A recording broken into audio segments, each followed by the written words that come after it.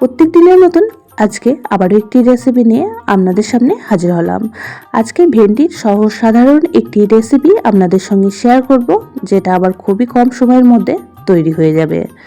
বাচ্চা থেকে বড় সকলেই পছন্দ করবে। আর ভেন্ডি খেতে খেতে যখন একঘেয়েমি চলে আসবে, তখন ভেন্ডির এই রেসিপিটি অবশ্যই করে বানিয়ে নেবেন।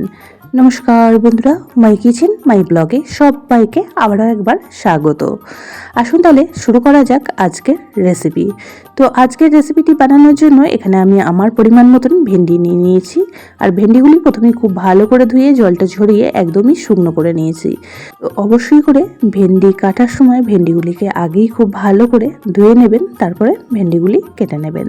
তো কিভাবে কেটে নিচ্ছি সেটাও আপনাদের সঙ্গে শেয়ার করে দিচ্ছি। ভেন্ডি খেতে খেতে যখন একঘেয়েমি চলে আসে, ভেন্ডির আর কোনো রেসিপি খেতে ভালো লাগে না, তখন এই রেসিপিটি ট্রাই করতে পারেন। একদমই 10 মিনিটের মধ্যে ঝটপট তৈরি হয়ে যায় আর খেতেও দুর্দান্ত স্বাদের হয়। বাচ্চা থেকে বড় সকলেই কিন্তু খুবই পছন্দ করবে। যারা ভেন্ডি খেতে একদমই অপছন্দ করে তাদেরকেও বানিয়ে দিলে তারাও কিন্তু খুবই পছন্দ করবে। তো এইভাবে এখন সমস্ত ভেন্ডিগুলি কেটে নেব, তারপর ফিরে আসছি রেসিপিতে।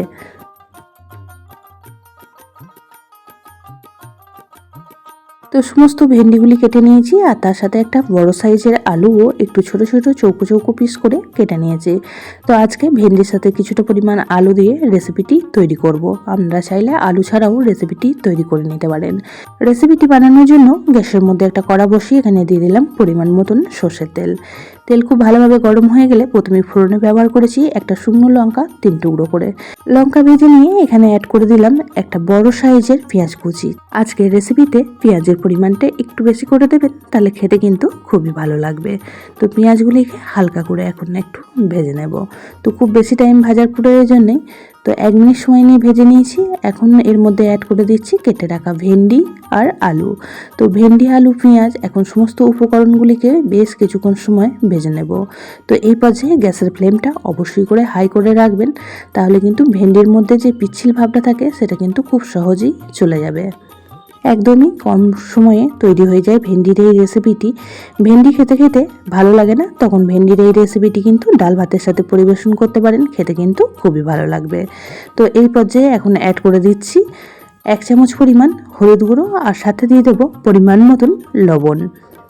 তো আপনারা চাইলে এই পর্যায়ে বেশ কিছুটা পরিমাণ কাঁচা লঙ্কারও ব্যবহার করতে পারেন, তবে আজকে আমি কাঁচা লঙ্কার ব্যবহার করছি না। তো লবণ আর হলুদ দিয়ে আবারও ভেন্ডিগুলিকে বেশ কিছুক্ষণ সময় ভেজে নেব। তো গ্যাসের ফ্লেমটাও অবশ্যই করে হাই করে রেখে ভেন্ডিগুলি ভাজবেন, তাতে করে ভেন্ডিগুলি খুব সুন্দরভাবে ভাজা হবে। পুরনো বন্ধুরা সবসময় আমার পাশে থেকে আমাকে এতটা সাপোর্ট করার জন্য অনেক অনেক ভালোবাসা। নতুন বন্ধুরা যারা চ্যানেলে ভিজিট করছেন, চ্যানেলটি এখনও পর্যন্ত সাবস্ক্রাইব করেননি, তাদের কাছে অনুরোধ রইল চ্যানেলটি সাবস্ক্রাইব করে পাশের বেল আইকনটির অল প্রেস করে দেবেন, তাহলে আমি যখনই কোনো ভিডিও দেব নোটিফিকেশন সবার আগে আপনাদের কাছে পৌঁছে যাবে। তো ঝালের জন্য এখানে খুব সামান্য পরিমাণ একটু লঙ্কার গুঁড়ো ব্যবহার করলাম।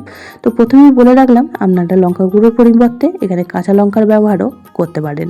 তবে খুব সহজ সাধারণ একটি রেসিপি, খুব কম সময়ে ঝটপট তৈরি হয়ে যায়। তো গ্যাসের ফ্লেম হাই করে রেখে ভেন্ডিগুলিকে বেশ কিছুক্ষণ সময় নিয়ে ভেজে নিয়েছি। তো এই পর্যায়ে ভেন্ডি, আলু সমস্ত কিছুই খুব সুন্দরভাবে ভাজা হয়ে গিয়েছে। আলুগুলিও কিন্তু সুন্দরভাবে সিদ্ধ হয়ে গিয়েছে। তো এখন আমি এর মধ্যে দিয়ে দেব 1 চামচ পরিমাণ গোটা পোস্ত।